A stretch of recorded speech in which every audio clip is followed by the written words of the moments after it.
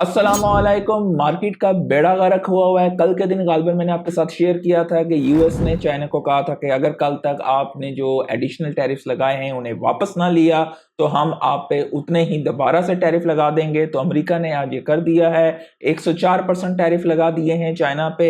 और चाइना के अब हवाले से अब इंतजार है कि चाइना किस तरीके से इसका जवाब देगा। फिलहाल मार्केट में तबाही हुई है, जितने भी ई कॉमर्स बिजनेसेस वगैरह जो कुछ भी है, खास करके इसका सबसे बुरा असर यूएस पे होगा। उसकी मेन वजह यह है कि कारोबार का बेड़ा गर्क, यूएस में अगर प्रोडक्ट्स बनेंगे तो वो महंगे होंगे तो लोग अल्टरनेटिव्स की तरफ जाएंगे।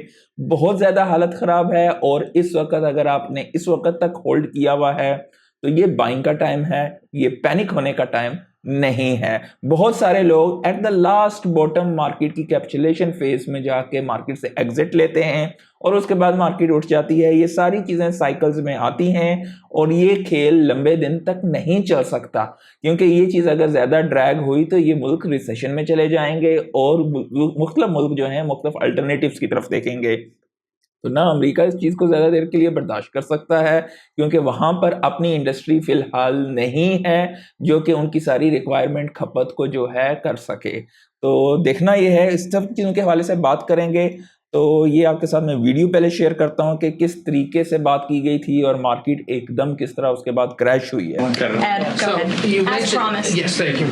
You mentioned the 70 countries or so. I'm curious though, under what conditions at this point would President Trump talk to President Xi about tariffs? Look, I just spoke to the president about this, and he believes that China wants to make a deal with the United States. He believes China has to make a deal with the United States. It was a mistake for China to retaliate. The president, when America is punched, he punches back harder. That's why there will be 104% tariffs going into effect on China tonight at midnight. But the president believes that Xi and China want to make a deal. They just don't know how to get that started. And the president also wanted me to tell all of you that if China reaches out to make a deal, he'll be incredibly gracious. तो जैसे कि कल के दिन मैंने गालिबन आपके साथ share किया था कि चाइना ने भी प्लान्स किए हैं अपनी करेंसी को मजीद डिवैल्यू करने के और इस तरह की सारी चीज़ें। तो मार्केट में इस वक्त जो है काफ़ी ज़्यादा जो है पैनिक सिचुएशन हुई है। ट्रेजरी सेक्रेटरी स्कॉट बेसेनेट कहते हैं कि चाइना की escalation is a big mistake and they want they are playing a losing hands. उसके बाद मतलब एक किस्म का डराने की कोशिश की जा रही है। टिकटॉक और मुख्तलिफ किस्म की चीज़ों के हवाले से भी जो है काफ़ी ज़्यादा की जा रही है। ठीक है, आम मुल्क वगैरह नहीं कर सकता है, लेकिन दे हैव द पावर के उसको वापस जो है जो आप कर सकें और उनको भी ड्रैग करें। और साथ ही साथ एप्पल के दीवानों, आप लोगों के लिए भी कुछ बुरी खबरें हैं, उनके हवाले से शेयर करेंगे। व्हाइट हाउस के ट्रम्प बेसिकली बिलीव करते हैं कि US has the capability to make iPhones. तो जाहिर है इसका मतलब ये है कि चाइना से उठो उधर आके बनाओ। अगर अमेरिका में बनाएंगे, चाइना का लेबर आपको पर आवर कितने का मिलता है और यूएस का लेबर कितने का होगा। तो अगर यूएस का लेबर महंगा होगा तो आपके आईफोन, आपके एप्पल के प्रोडक्ट्स सारे एक्सपेंसिव हो जाएंगे अगर ये चीज़ रियलिटी में कन्वर्ट होती है, और ये चीज़ हो रही है। ये है अगली वीडियो आपके साथ मैं शेयर करता हूँ। एप्पल ने 5 जहाज फुल ऑफ आईफोन जो है सीधा सीधा उड़ा के यूएस में भेजे हैं टैरिफ से बचने के लिए। तो कहाँ से उड़ाएं? डेफिनेटली वहां से, चाइना से ही उड़ाएं। तो ये सारी चीज़ें आपको जो है समझनी पड़ेंगी कि जितने भी आपके यूएस के प्रोडक्ट्स आप इस्तेमाल करते हो, आने वाले दिनों में अगर वहां पर कंपनियां वगैरह सेटअप होती हैं तो क्या होगा कि उनके प्रोडक्ट्स ज़्यादा महंगे हो जाएंगे। उसका मतलब क्या है? मेरी अपनी राय में गलत भी हो सकता हूँ। हवावे उठेगा, क्योंकि हवावे के कंपैरेटिवली चीपर होगा और ज़्यादातर लोग जब ऑलरेडी अगर यूएस में प्रोडक्ट जहाँ पे लेबर कॉस्ट ज़्यादा होगी तो उस वजह से वो चीज़ें वैसे ही ज़्यादा एक्सपेंसिव हो जाएंगी। तो एक किस्म का डिफरेंस पैदा हो जाएगा, लोग मुख्तलिफ किस्म के अदर प्रोडक्ट्स को भी इस्तेमाल कर सकते हैं। ये मेरी अपनी राय है, मैं गलत भी हो सकता हूँ। तो दोनों ड्रैग करेंगे, एक खास हद से ज़्यादा ड्रैग दोनों नहीं कर सकते, क्योंकि यूएस भी अगर ज़्यादा देर के लिए ड्रैग करेगा तो वो रिसेशन में जा सकता है और जहाँ से वापस निकलना उसके लिए बहुत मुश्किल हो सकता है। और चाइना भी ऐसी के क्या करता है आने वाले दिनों में। कनाडा ने अनाउंस किया है तकरीबन 25% के tariff on some US made car. By the way, US के हवाले से मैंने एक वीडियो बनाई हुई थी रोबोट्स के हवाले से, आप मेरे चैनल पे देख सकते हैं, टेस्ला के रोबोट्स। तो अगर ये चीज़ होती है और यूएस में प्रोडक्ट्स होंगे तो कंपनीज के लिए बहुत मुश्किल हो जाएगा कि वो अपनी कॉस्ट को पूरा करें अगर उनकी सेल्स इतनी ज़्यादा नहीं होती हैं। उस सूरत में कहीं ज़्यादा इंसान की जॉब्स को एआई और रोबोट्स अगले 5 से 8 सालों में इस चीज़ को जो है कैप्चर कर सकेंगे, जिससे मज़ीद गुर्बत और मज़ीद पॉवर्टी और मज़ीद जो है रिच और पुअर के बीच में डिफरेंस पैदा हो सकता है। तो ये मेरी अपनी राय है, मैं गलत भी हो सकता हूँ। लेकिन यहाँ पर आगे देखते हैं, यूएस के साथ तकरीबन 70 मुल्क उन्हें रीच आउट किया है, क्योंकि ज़ाहिर है आम नॉर्मल मुल्क जो ज़्यादा डिपेंडेंट थे यूएस पे, तो उन्हें नेगोशिएशंस वगैरह चाहिए। तो ये थोड़ी सी मैं वीडियो भी आपके साथ शेयर कर देता हूँ। Countries have already reached out to the president to begin a negotiation. Countries are falling over themselves to reform their unfair trade practices and free open their markets to our country. Why? Basically एक किस्म की गुंडागर्दी आप कह सकते हो इसको। The new era of digital asset and financial technology innovation in the USA has arrived. मतलब फोटो शूटिंग सी हुई भी है।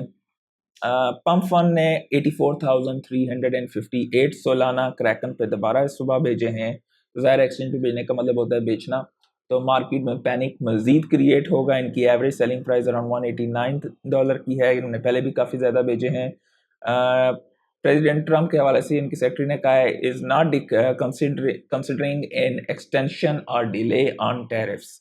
तो मार्केट को मैक्स पेन की तरफ लेके जाया जा रहा है, ताकि जर्मी पाउल जो हैं उन्हें जो है वो इंटरेस्ट रेट को कट करें, मनी प्रिंटिंग को स्टार्ट करें।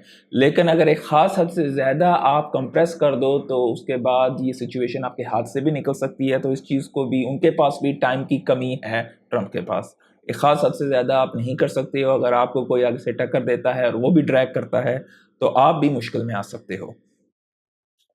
ये एक यूएस के ट्रेड रिप्रेजेंटेटिव हैं जेम्सन ग्रीर। इन्होंने क्लेम किया है कि जो ट्रंप की पहली टर्म थी उस वक्त भी इन्होंने हिस्टोरिक टैरिफ्स लगाए थे चाइना पे, उनके गुड्स पे, और इन्फ्लेशन डाउन हुई थी सिर्फ 0.1%। तो ये सारी चीज़ें हैं। ज़ाहिर है चाइना भी बच्चा नहीं है, वो भी अच्छी तरह समझता है, they all know what to do. तो लेकिन आम रिटेलर, हमारे जैसे, आप जैसे सारे जितने भी लोग हैं, अगर आपने होल्ड किया हुआ है, होल्ड पावर है, तो वेट करो। अगर और बाई कर सकते हो तो बाई करो, चीज़ें वापस रिट्रैक्ट होंगी। लेकिन आम बंदे इस गेम से निकल जाते हैं और बड़े खिलाड़ी इस वक्त पैसा डाल देते हैं, तो वो लोग पैसा कमाते हैं। बाइनेंस ने सपोर्ट जो है अभी एप्पल पे और गूगल पे के लिए भी हो गई है, उनकी उनकी पार्टनरशिप हुई है वर्ड पे के साथ। तो अभी ये भी एक अच्छी चीज़ है बाइनेंस के यूज़र्स के लिए। जो कुछ मर्जी हो जाए, कोई कितनी ही अच्छी एक्सचेंज क्यों ना हो, आपने अपने कॉइन्स को अपने वॉलेट्स में लाजमी डालना है, ठीक है। इटालियन प्राइम मिनिस्टर जॉर्जिया मेलोनिया ने भी प्लान किया है ट्रंप से टैरिफ के हवाले से डिस्कशन करने के लिए, और सर्कल ने 250 मिलियन यूएसडीसी मजीद मिंट किए हैं सोलाना पे। जस्टिस डिपार्टमेंट ने डिसमेंटल कर दिया है उनका क्रिप्टो यूनिट, जो कि प्रेसिडेंट ट्रंप का जब वो था कि हाँ भाई जो है रिड्यूस किया जाए कॉस्ट वगैरह, रेगुलेशन फॉर डिजिटल एसेट्स के हवाले से, तो ये उन्होंने भी इसको डिसमेंटल कर दिया है। और आज के दिन 1.5 ट्रिलियन मजीद इक्विटी मार्केट से उड़ गया यूएस की। फाटकन चढ़ रहा है, बाकी सारों का तकरीबन बेड़ा गर्क है आज के दिन। फेयर एंड ग्रीड अगर देखें तो 24 पे है, और इसमें मेन चीज़ ये भी है कि अगर ये चीज़ लगातार चलती है और हर रोज़ जो है एक किस्म का फिर ड्रामा है, वो उस चीज़ के हवाले से नहीं हो सकता ज़्यादा देर तक। आप देख सकते हैं बिटकॉइन वापस 76,000 पे चला गया है। मार्केट कैप 2.43 ट्रिलियन की है, बिटकॉइन की डोमिनेंस 62.7 की है, और फाटकॉइन और कोर काफ़ी चढ़े हैं आज के दिन। तो अगर हम देखें तो लेवरेज फ्लश, तो $307 मिलियन का लेवरेज फ्लश हुआ है आज के दिन। उम्मीद करता हूँ काफ़ी कुछ सीखने को मिला होगा। लाइक ज़रूर कर दीजिएगा और अपने दोस्तों के साथ ज़रूर शेयर कीजिएगा, इस तरह चैनल को सपोर्ट मिलती है। आज के लिए इतना ही, अल्लाह हाफिज़।